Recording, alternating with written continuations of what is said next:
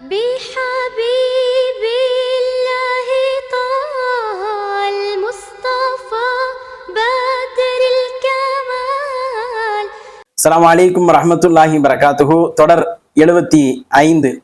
ரகசியம் பேசாத மனிதர்கள் இந்த உலகில் கிடையவே கிடையாது. எல்லா மனிதர்களும் ரகசியம் பேசுகிறார்கள்.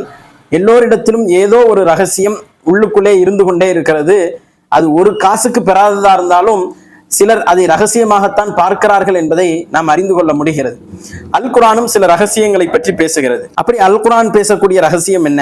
நாம் இன்னைக்கு நம்முடைய வாழ்வில் வைத்திருக்கக்கூடிய ரகசியம் என்ன? ரகசியத்தை பற்றிய நம்முடைய பார்வையை அல் குர்ஆன் முற்றிலுமாக மாற்றி விடுகிறது. பொதுவாக நாம் நம்முடைய வாழ்வில் ரகசியம் பேசும் பொழுது இந்த முறையை கடைபிடித்தோம் என்று சொன்னால் ரகசியத்தினால எந்த பிரச்சனையும் கிடையாது. இஸ்லாம் என்ன சொல்லுது அப்படின்னு சொன்னா, அல்லாஹுடைய தூதர் சொல்றாங்க, 2 பேர் இருக்கும்போது 3வது ஆள் என்ன செய்யாதீங்க. 3 பேர் இருக்கும்போது 2 பேர் ரகசியம் பேசாதீங்க, 4 பேர் அப்படின்னு அல்லாஹுடைய தூதர் சொல்றாங்க. அப்படி இருக்கும்போது ரகசியம் பேசுறதா இருந்தாலும் சரி, ரகசியத்தை உள்ள வைக்கிறதா இருந்தாலும் சரி, அது நன்மையானதாகத்தான் இருக்கணும். பொதுவாக ரகசியம் என்பது நன்மையானதாக மட்டும்தான் இருக்க வேண்டும். ஒரு பாவத்தை என்ன செய்யாதீங்க, ரகசியம் பேசாதீங்க அப்படின்னு குர்ஆன் சொல்லுது. பாருங்க, அல்லாஹ் அழைக்கின்றான், நம்பிக்கை கொண்டவர்களே, யா அய்யுஹல்லதீன ஆமனூ இதா தனாஜைத்தும், நீங்கள் ரகசியம் பேசினால் ஃபலா ததனாஜு பில் இஸ்மி, நீங்கள் பாவத்தை கொண்டு ரகசியம் பேசி விடாதீர்கள், பாவத்தை ரகசியம் பேசி விடாதீர்கள். வல் உத்வான், அதே மாதிரி நீங்கள் வரம்பு மீறுதலையும், மஅசியத்திர் ரசூலி, தூதருக்கு மாறு செய்வதையும் நீங்கள் ரகசியம் பேசாதீர்கள் என்று அல்லாஹ் ரப்புல் ஆலமீன் சொல்கின்றான். அப்ப 3 விஷயம், 1 பாவம், தூதருக்கு மாறு செய்வது, வரம்பு மீறுவது ஆகியவற்றை நீங்கள் ரகசியம் பேசாதீர்கள் என்று அல் குர்ஆன் நமக்கு உபதேசிக்கிறது.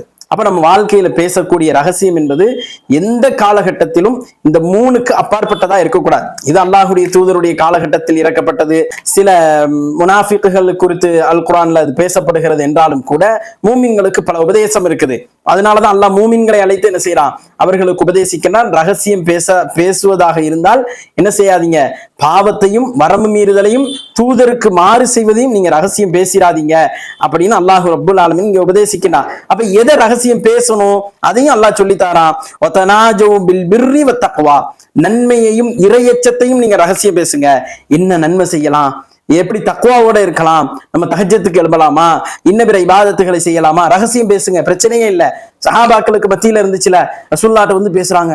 பெரிய பெரிய சஹாபாக்கள்லாம் அவங்க சதக்காவும் செய்யறாங்க, தொழுறாங்க, அவங்களுக்கு 2 கூலி கிடைச்சிருது, எங்களுக்கு அப்படி இல்லையே. உடனே ரசூலுல்லாஹ் என்ன செய்யறாங்க, அவங்களுக்கு சொல்லிக் கொடுக்குறாங்க. என்ன சொல்லிக் கொடுக்குறாங்க, ரகசியமா தான் சொல்லிக் கொடுக்குறாங்க. என்னென்ன இபாதத்துகள், தொழுகைக்கு பிறகு திக்ர்களை ஓதுங்க அப்படின்னு சொல்லிக் கொடுக்குறாங்க.